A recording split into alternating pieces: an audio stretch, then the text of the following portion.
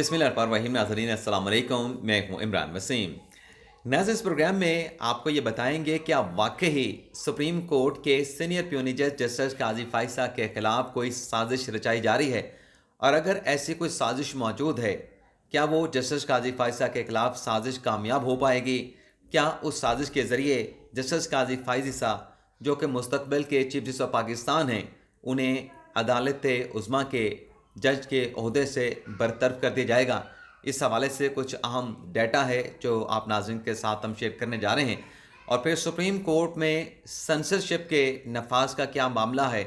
और कल जो जस्टिस काजी फाइसा का एक नोट जो है, जो उनका अपना फैसला है, वो सुप्रीम कोर्ट की वेबसाइट से कैसे हटाया गया, किसने हटाया, ये तफसीलात भी आपके साथ शेयर करेंगे। लेकिन फिर आपको ये भी बताना है, जो कल के वीलॉग में आपके साथ हमने वादा किया था, कि ये जो आर्टिकल 184(3) है,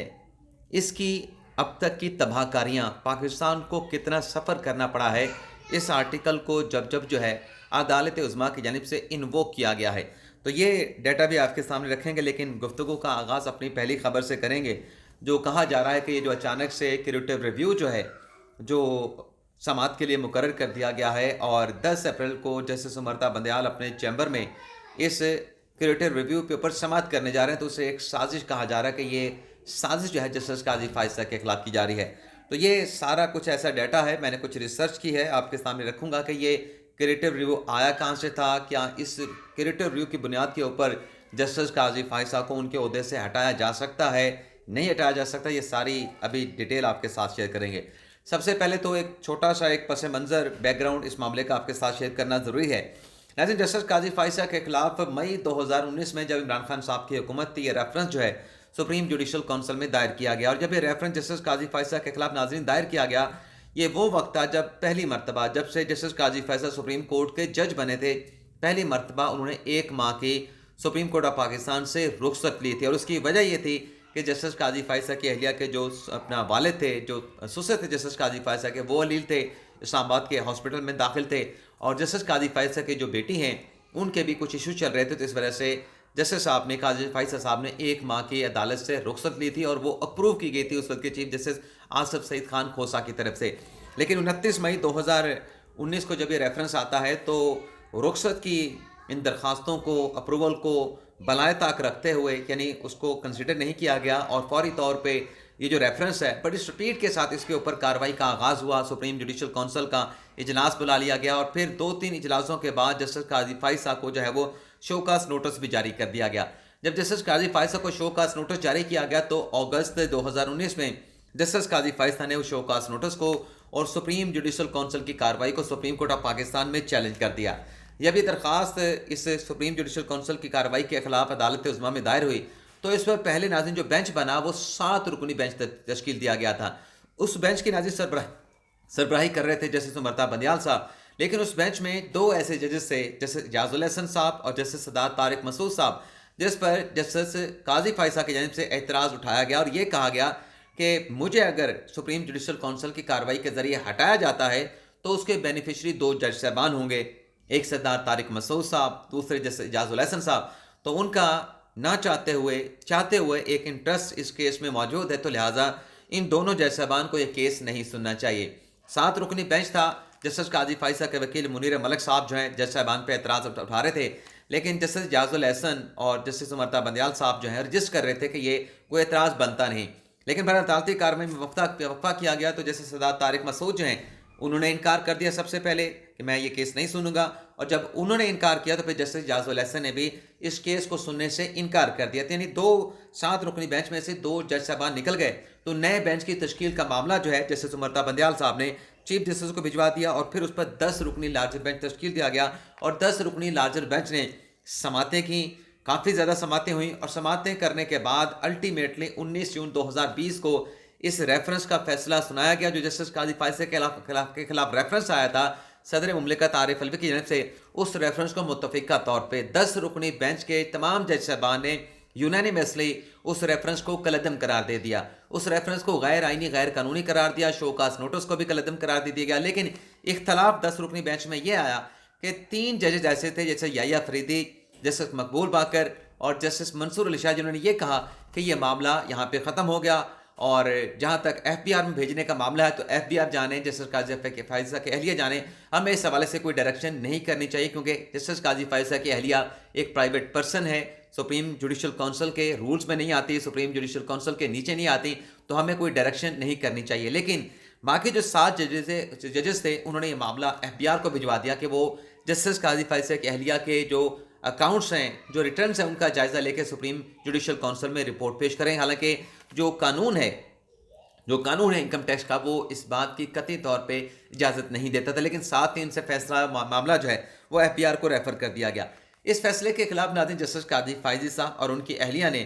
سپریم کورٹ آف پاکستان میں ریویو دائر کیے، اور جب ریویو دائر ہوئے تو اس پہ 7 رکنی بینچ بنا، یعنی وہ 3 ججز جنہوں نے جسٹس قاضی فائزہ کے حق میں فیصلہ دیا انہیں نکال دیا گیا، باقی 7 ججز کو بینچ میں شامل کیا گیا۔ تو ایک مرتبہ پھر بینچ کی کمپوزیشن کے اوپر، بینچ کی تشکیل کے اوپر جو ہے وہ اعتراضات کیے گئے۔ بینچ کی طرف سے کہا گیا کیونکہ 3 ججز آپ کے حق میں فیصلہ دے چکے ہیں تو آپ کا جو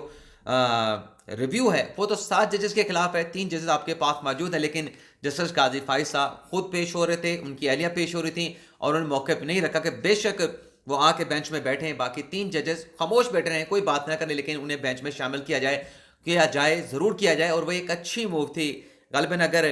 آج کل جو 3-4 اور 4-3 کا جو ایک ایشو کریٹ ہوا ہے، اگر وہ 3 ججز کو پھر دوبارہ 7 رکنی بینچ میں شامل نہ کیا جاتا تو پھر وہاں پہ بھی یہ مسئلہ کریٹ ہونا تھا، کیونکہ 3 ججز پھر نکلے تھے اسی بینچ میں سے جنہوں نے جسٹس قاضی فائزہ کے حق میں آگے چل کے فیصلہ دیا تھا۔ 6-4 سے جسٹس قاضی فائزہ کے حق میں فیصلہ آیا تو پھر یہ ایک نئی کنٹروورسی اس وقت کریٹ ہوتی، لیکن جسٹس قاضی فائزہ کا یہ درست فیصلہ تھا کہ نہیں، 10 کے 10 ججز کو بینچ میں بٹھایا جائے۔ اب 10 ججز بیٹھ گئے، لیکن 10 ججز کے بیٹھنے سے پہلے جو 7 رکنی بینچ تھا اس نے ایک فیصلہ دیا، اور اس فیصلے میں پہلی مرتبہ جو ٹرم آج کل بار بار استعمال کی جا رہی ہے master of roster chief justice کے حوالے سے، کہ ان کا اختیار ہے، وہ ماسٹر آف روسٹر ہوتے ہیں، بینچ کیسے بنانا ہے، کس کو شامل کرنا ہے، تو وہ فیصلہ بھی جسٹس قاضی فائزہ کے اس 7 رکنی بینچ کی جانب سے دیا گیا تھا، جو کہ ریویو پٹیشن میں مقدمے کی سماعت کر رہا تھا۔ پھر 10 رکنی بینچ بن گیا۔ 10 رکنی بینچ نے ناظرین 26 اپریل 2021 کو جسٹس قاضی فائزہ کی نظر ثانی کی درخواستیں 6-4 سے ایکسیپٹ کر لیں، جس میں 2 ججز جو کہ پہلے دوسری سائڈ پہ تھے، جنہوں نے معاملہ ایف بی آر کو بھیجا تھا، اس میں جسٹس مظہر عالم میاں خیل اور جسٹس منظور ملک نے بھی اس مرتبہ اپنی اوپینین کو چینج کر کے جسٹس قاضی فائزہ کے حق میں فیصلہ سنایا۔ اور جو تیسرے جج تھے، 3 تو پہلے تھے نا، یا فریدی صاحب، مقبول باقر صاحب، اپنا منصور علی شاہ صاحب، جو کہ جسٹس قاضی فائزہ کے حق میں فیصلہ دے چکے تھے، 2 ججز یہ ہو گئے، مظہر عالم میاں خیل صاحب، جسٹس منظور ملک صاحب، اور تیسرے جو جج آئے وہ تھے جسٹس امین الدین خان صاحب۔ تو یہ 6-4 سے فیصلہ جسٹس قاضی فائزہ کے حق میں آ گیا، اور جو ایف پی آر کو معاملہ بھیجا گیا تھا وہ ختم ہو گیا۔ اس کے بعد ناظرین پھر یہ ہوا کہ 26 اپریل کے فیصلے کے بعد پھر صدر مملکت عارف علوی صاحب نے، جو کریٹو ریویو کی بات کی جا رہی ہے، انہوں نے سپریم کورٹ میں کریٹو ریویو دائر کیا۔ اب قانون کی نظر میں ناظرین کریٹو ریویو کی کوئی ٹرم نہیں ہے، کوئی پرویژن نہیں ہے، کیونکہ سپریم کورٹ کے فیصلے، سپریم کورٹ کے رول، سپریم کورٹ کے جو رولز کے ساتھ ساتھ جو آئین اور قانون یہ کہتا ہے کہ ایک مرتبہ نظر ثانی کی درخواست خارج ہو جائے دوبارہ آپ دوسری نظر ثانی کی درخواست نہیں لا سکتے، لیکن صدر صاحب نے یہ نظر ثانی کی درخواست دوسری دائر کی، اور اس میں اختراج جو ہے وہ کریٹو ریویو کے، جو کہ بھارت میں کریٹو ریویو کی ایک ٹرم استعمال ہوتی ہے، وہی متعارف کرائی گئی جب یہ نظر ثانی کی درخواستیں 26 مئی کو یا 25 مئی 2021 کو سپریم کورٹ میں دائر کی گئیں۔ ان پر اعتراضات لگے، اعتراضات لگنے کے بعد اس پہ چیمبر اپیل دائر کی گئی، تو یہ کریٹو ریویو پر لگے اعتراضات، اور جو حکومت کی عمران خان صاحب کی طرف سے درخواست دائر کی گئی تھی کہ اعتراضات غلط ہیں، وہ متفرق درخواست، متفرق اپیل بھی سپریم کورٹ میں آج تک زیر التوا رہی۔ پھر خان صاحب کی حکومت چلی جاتی ہے، نئی حکومت آتی ہے۔ اب آپ کو یاد ہوگا یہ جو سازش کا نام دیا جا رہا ہے، تو یہ اچانک سے کریٹو ریویو کیوں جو ہے وہ لگایا گیا، اب اس پہ آ جاتے ہیں۔ آپ کو یاد ہوگا چند دن پہلے یا 1-1.5 ہفتہ پہلے وزیر اعظم شہباز شریف صاحب نے اپروول دی کہ جسٹس قاضی فائزہ کے خلاف جو کریٹو ریویو ہے اس کو واپس لیا جائے گا۔ نہ صرف وفاقی کابینہ نے یہ اپروول دی، بلکہ یہ معاملہ حتمی منظوری کے لیے، کیونکہ کریٹو ریویو جو ہے وہ صدر صاحب کی طرف سے سپریم کورٹ میں دائر کیا گیا تھا، تو یہ معاملہ ایڈوائز کر کے صدر عارف علوی صاحب کے بھجوایا گیا۔ صدر عارف علوی صاحب نے کوئی اعتراض نہیں اٹھایا، اس کے اوپر انہوں نے دستخط کر دیا، اور پھر صدر مملکت کے دستخط کے بعد ان کی کنسنٹ کے ساتھ، ان کی اجازت کے ساتھ، ان کی اپروول کے ساتھ یہ جو کریٹو ریویو تھا، یہ کریٹو ریویو اور اس کے ساتھ ساتھ جو متفرق درخواست اعتراضات کے خلاف دائر کی گئی تھی اسے واپس لینے کی درخواست سپریم کورٹ آف پاکستان میں دائر کی گئی۔ تو یہ حکومت پاکستان نے درخواست دائر کی ہے، صدر مملکت عارف علوی نے درخواست دائر کی ہے کہ ہم نے جو ریویو جسٹس قاضی فائزہ کے فیصلے کے خلاف دائر کیا ہے وہ ہم واپس لینا چاہتے ہیں۔ تو اس لیے اس کو 10 اپریل کو سماعت کے لیے جو ہے مقرر کر دیا گیا ہے۔ اس کی اگر آپ سیریل نمبر آپ نکالیں گے تو پہلے 2 نمبر کے اوپر جو لکھا گیا ہے وہ یہ لکھا گیا ہے کہ کریٹو ریویو، اور جو وڈرول کی درخواست ہے صدر عارف علوی کی انہیں لگایا گیا، اور باقی نیچے جو درخواستیں ہیں کریٹو ریویو کی انہیں نیچے جب اٹیچ کیا گیا۔ تو یہ صرف اس کیس کو واپس لینے کے حوالے سے معاملہ ہے، اس میں کوئی کارروائی آگے بڑھانے کا معاملہ نہیں ہے۔ اور اس کی سپورٹ میں آپ کو ایک فیصلے کا حوالہ بھی دوں گا، وہ فیصلہ بھی جسٹس بندیال صاحب کا ہے، جس میں وہ ماضی میں تقریباً کوئی 17 مہینے یا 18 مہینے پہلے قرار دے چکے ہیں کہ ایک ریویو کے بعد دوسرا ریویو جو ہے وہ انٹرٹین ایبل نہیں ہے، اسے پذیرائی نہیں دی جا سکتی۔ لیکن فرض کر لیں کہ اس کریٹو ریویو کو انٹرٹینمنٹ مل جاتی ہے، پذیرائی مل جاتی ہے، تو اس صورت میں یہ ہوگا کہ صدر صاحب کا ریویو تو چل پڑا، اس کے بعد پھر جسٹس قاضی فائصہ کو بھی دوسرا ریویو کرنے کا اختیار مل جائے گا، سرینا عیسیٰ کو بھی دوسرا ریویو دائر کرنے کا اختیار مل جائے گا، کیونکہ یہ جو دوسرا ریویو ہے یہ صدر مملکت عارف علوی صاحب کا ہے، جسٹس قاضی فائصہ کا نہیں ہے۔ تو پھر یہ ایک نئی لٹیگیشن چل پائے گی، ایک فلڈ گیٹ کھل جائے گا کہ جسے پھر روکنا سپریم کورٹ کے لیے محال ہو جائے گا۔ لیکن یہ کریٹو ریویو قانون کی نظر میں chief justice of Pakistan Mehta Bandial صاحب کے اپنے فیصلے کے مطابق، جو کہ 21 ستمبر 2021 کو دیا گیا ہے، جسٹس قاضی فائصہ کے 26 اپریل 2021 کے تقریباً فیصلے کے کوئی 5 ماہ کے بعد دیا گیا ہے، جس میں ایک اور لٹیگنٹ تھا خالد محمود ورسز ان کا کنٹونمنٹ بورڈ چکلالہ، انہوں نے درخواست دائر کی تھی، لیکن جسٹس مہتا بندیال، جسٹس منصور علی شاہ اور جسٹس محمد علی مظہر کی سربراہی میں 3 رکنی بینچ نے اس دوسری نظر ثانی کی درخواست کو دوسرے کریٹو ریویو کو مسترد کر دیا، ناقابل سماعت قرار دیا، اور کہا کہ اسے قابل پذیرائی نہیں قرار دیا جا سکتا۔ اور یہاں پہ ایک دلچسپ بات ناظرین یہ بھی ہے کہ 21/9/2021 کو یہ فیصلہ آیا، ویب سائٹ پہ آپ جا کے چیک کر سکتے ہیں، اس سی ایم اپیل کا نمبر ہے 47/2020، لیکن آج تک 21/9/2021 کا فیصلہ ہونے کے باوجود یہ پٹیشن متفقہ طور پہ تینوں جیسے بندیال صاحب، منصور علی شاہ صاحب، محمد علی مظہر صاحب متفقہ طور پہ ڈسمس کیا گیا، لیکن آج تک اس کیس کا تفصیلی تحریری فیصلہ جو ہے وہ سامنے نہیں آ سکا۔ اب آ جاتے ہیں کہ یہ سازش ہے، مان لیتے ہیں کہ سازش ہے جسٹس قاضی فائصہ کو ہٹانے کی، یہ میں فیکٹ آپ کو پیش کروں، لیکن یہاں پہ آپ کو ایک اور بھی بتا دیں، یہ سمجھنے کی بات ہے، یہ میں کہہ رہا ہوں کہ چیزیں اسی طرح سے چلنی ہیں، رولز کے مطابق، قانون کے مطابق، آئین کے مطابق۔ لیکن جب وار ہوتی ہے، جب سروائیول کی جنگ ہوتی ہے، تو پھر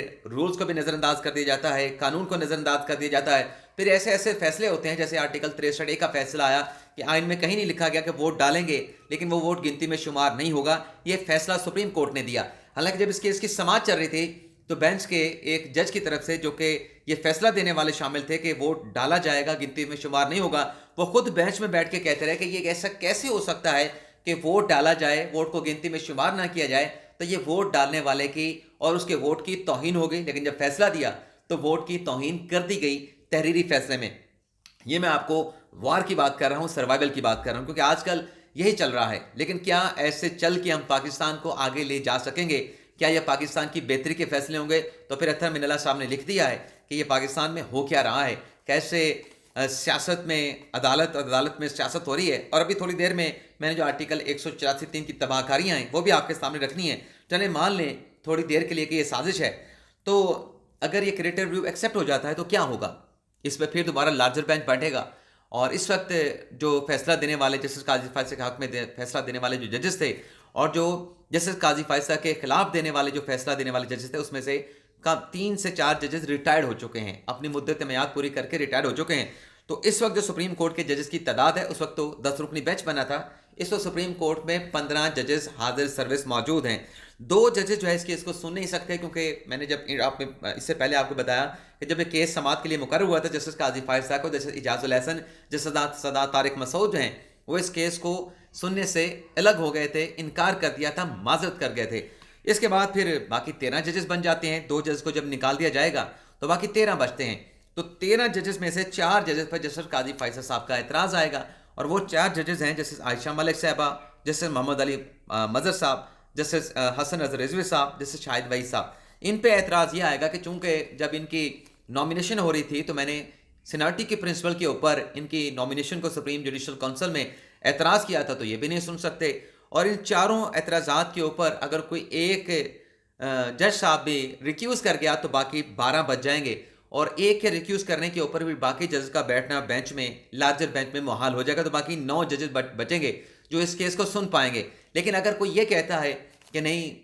یہ ججز بھی سن سکتے ہیں، تو پھر ہو سکتا ہے کہ چیف جسٹس مرتا بندیال کی جانب سے جو فل کورٹ ہے سردار طارق مسعود صاحب کو نکال کے, جیسے اعجاز الحسن کو نکال کے, ہو سکتا ہے کہ 13 رکنی فل کورٹ تشکیل دے دی جائے, تو یہ بھی ہو سکتا ہے. لیکن اگر فل کورٹ سے, کیونکہ نظر ثانی میں چیزیں ریورس نہیں ہوتی, لیکن مان لیں جو سازش کی بات کر رہے ہیں کہ یہ ریورس ہو بھی گیا,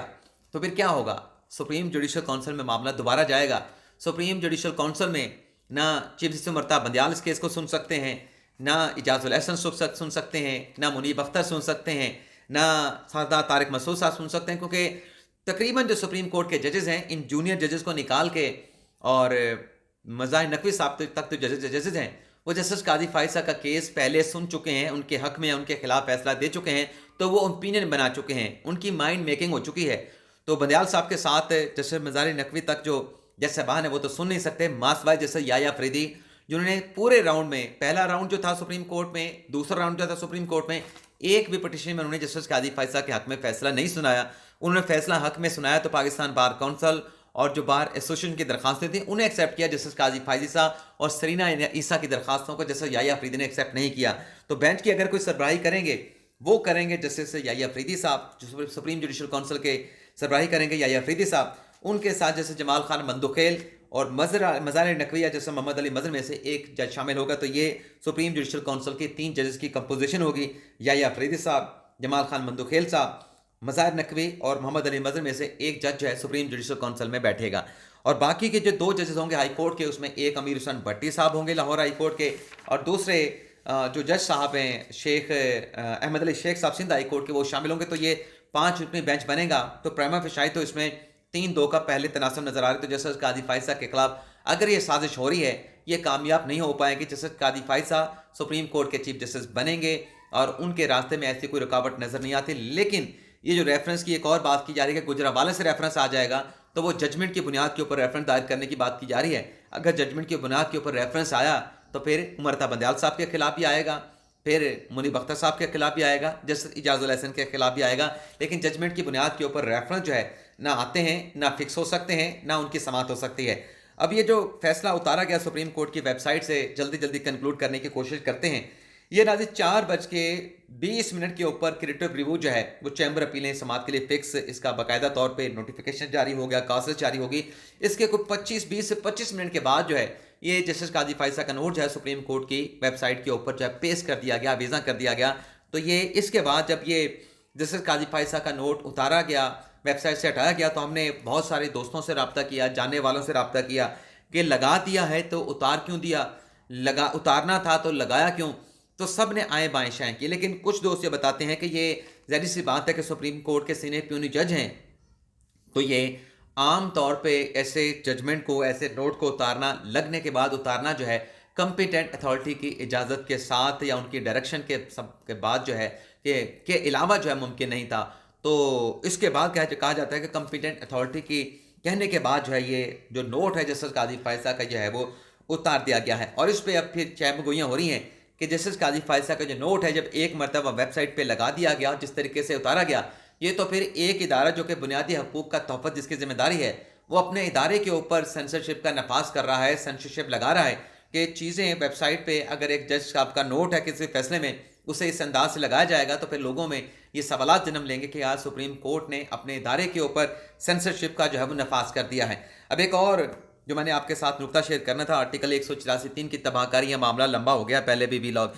ایک تو ناظرین 184(3) کے حوالے سے پیرامیٹر جو ہے وہ طے کیے گئے تھے سپریم کورٹ کے 1988 کا فیصلہ, جو کہ منظور الہائی کا فیصلہ کا حوالہ دیا جاتا ہے, منظور الہائی کیس اسے کہا جاتا ہے. اس میں یہ کہا گیا تھا کہ آرٹیکل 184(3) کا جو اختیار ہے وہ بڑے احتیاط کے ساتھ سپریم کورٹ کا استعمال کرنا چاہیے, اور ہائی کورٹ کے جوریسڈکشن میں عدالت عظمیٰ کو مداخلت نہیں کرنی چاہیے. اس کے بعد ناظرین پھر ایک بے محترمہ بینظیر بھٹو کیس آیا. اس میں یہ طے کیا گیا کہ اگر ہائی کورٹ میں بنیادی حقوق کی انفورسمنٹ کے لیے بندہ جاتا ہے, وہاں پر معاملہ طوالت اختیار کرتا ہے, لنگر آن ہو جاتا ہے, تو پھر یہ ایکسیپشنل کیس ہوگا. سپریم کورٹ ایسے کیسز کے اوپر جہاں پر ہائی کورٹ اسے سالوں مہینوں التوا میں رکھتی ہے, تو سپریم کورٹ اس کے اوپر کارروائی کر سکتی ہے. اور یہ جو آرٹیکل 184(3) ہے یہ بنیادی حقوق سے متعلق ہے. اب آپ کی تباہ کریاں سنتے جائیں. 1999 میں ملک میں مارشلہ لگا, اور مارشلہ کے خلاف ظفر علی شاہ مسلم نواز کے منرف رہنما ہیں, آج کل پاکستان تحریک انصاف میں ہیں, اس وقت نون لیگ میں ہوا کرتے تھے. ان کی جانب سے ایک پٹیشن سپریم کورٹ میں دائر کی گئی, اور اس پٹیشن پہ فیصلہ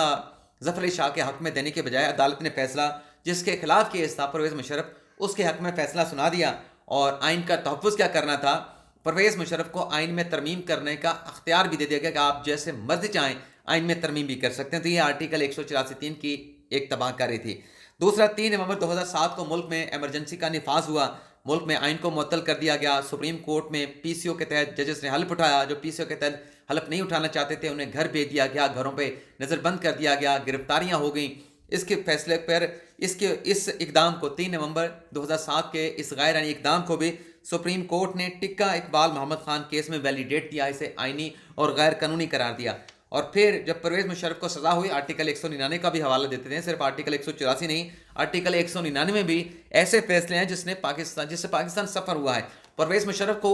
خصوصی عدالت نے سزا سنائی، پھانسی کی سزا سنائی۔ پھر کیا ہوا کہ آرٹیکل 199 کی درخواست لاہور ہائی کورٹ میں دائر کی گئی اور لاہور ہائی کورٹ نے نہ صرف پرویز مشرف کی پھانسی کا فیصلہ ختم کر دیا بلکہ جو عدالت تھی اسپیشل کورٹ، اس کو بھی ختم کر دیا۔ اس کے علاوہ آرٹیکل 184(3) کے تحت 2 وزراء اعظم کو برطرف کیا گیا۔ ایک وزیر اعظم کو تو برطرف کرنے کے لیے آرٹیکل 184(3) کے تحت جو ہے وہ احکامہ نکالا گیا اور احکامہ کے ساتھ ساتھ بلیک لا ڈکشنری کا سہارا لیا گیا، اور ایسے معاملے کے اوپر کہ بیٹے سے والد نے تنخواہ نہیں لی، کیونکہ تنخواہ نہیں لی اور جب یہ فیصلہ دیا، آپ کو یہ بتا دیں جو تنخواہ لینے والی کمپنی تھی، دینے والی کمپنی تھی، وہ بند ہو چکی تھی، ختم ہو چکی تھی، لیکن اس میں وزیر اعظم کو گھر بھیج دیا گیا۔ اسی طریقے سے ریکو ڈے کا فیصلہ آپ کے سامنے ہے، $10 بلین کے پاکستان کو انٹرنیشنل سطح پر ریکو ڈے کے فیصلے کی وجہ سے جرمانے کا سامنا کرنا پڑا، اور پاکستان کی معیشت کو کتنا نقصان پہنچ سکتا تھا اگر ریکو ڈے کمپنی کے معاملے کے اوپر جو کمپنی ہے متعلقہ اس کے ساتھ پاکستان کا دوبارہ معاہدہ نہ ہوتا تو پاکستان کی معیشت کا بٹھا بیٹھ جاتا، جو ریکو ڈے کا انٹرنیشنل سطح کے اوپر عالمی عدالت نے پاکستان کے خلاف فیصلہ سنایا تھا۔ اسی طریقے سے اسٹیل مل کی نجکاری حکومت کرنے جا رہی تھی، لیکن آرٹیکل 184(3) کے تحت وہ اسٹیل مل کی نجکاری جو ہے وہ ختم کر دی گئی۔ آج اسٹیل مل پاکستان کو نفع دے رہی ہے، خسارت دے رہی ہے، وہ بھی آپ کے سامنے ہے۔ اور یہ جو آرٹیکل 184(3) کا اختیار ہے ناظرین، افتخار چودھری صاحب نے جب اس کا بے دریغ استعمال کیا تھا، مجھے یاد ہے جب وہ ریٹائر ہو رہے تھے تو ایک جج صاحب جو آرٹیکل 184(3) کے اختیار کے بعد میں وہ بہت انہوں نے ریمارکس دیے، ان کی آبزرویشن آئی۔ جب افتخار چودھری ریٹائر ہو رہے تھے تو اس آرٹیکل 184(3) کے اختیار کے اوپر ان جج صاحب نے افتخار چودھری کو سپریم کورٹ کا ٹینڈولکر قرار دیا، کہا کہ آپ سپریم کورٹ کے ٹینڈولکر ہیں۔ اور ایک جج صاحب نے کہا کہ آج جب یہ چیف صاحب ریٹائر ہو رہے ہیں افتخار محمد چودھری، ایسے لگ رہا ہے کہ ہم اپنے والد کی شفقت سے محروم ہو رہے ہیں۔ لیکن بعد میں ہم نے دیکھا کہ وہ ججز جو آرٹیکل 184(3) کے اختیار کو بے دریغ استعمال کو غلط کہتے تھے، انہوں نے افتخار محمد چودھری کے ریکارڈ توڑ دیے اور ان سے زیادہ انہوں نے از خود نوٹس لیے۔ اس کا فائدہ کیا ہوا، نقصان کیا ہوا، اس حوالے سے عدالتی فیصلے